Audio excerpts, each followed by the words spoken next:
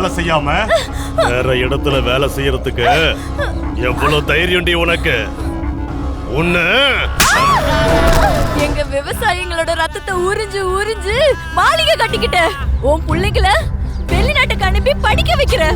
ஆனா எங்க பிள்ளைங்களுக்கு எழுத படிக்க ஒண்ணுமே இல்ல. கடைசியில பிள்ளைங்க சாப்பிட சோறு கூட இல்லாம பச்சை தண்ணி குடிச்சு வளர்றாங்க. ஆனா அவங்க பணத்து மேல கட்ட உன் வீடு இடிஞ்சு விலகதான் போகுது. யாருக்குமே இல்லாத வருத்தம் உனக்கு மட்டும் எதுக்குடி?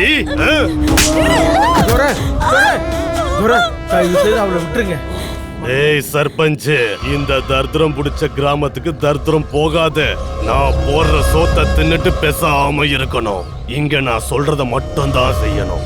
அதையும் மீறி நான் கிழிச்ச கோட்டை தாண்டிங்கன்னா உங்க எல்லாரையும் புடிச்ச இந்த தர்திரம் உங்களை சாம்பலாக்கிடும்.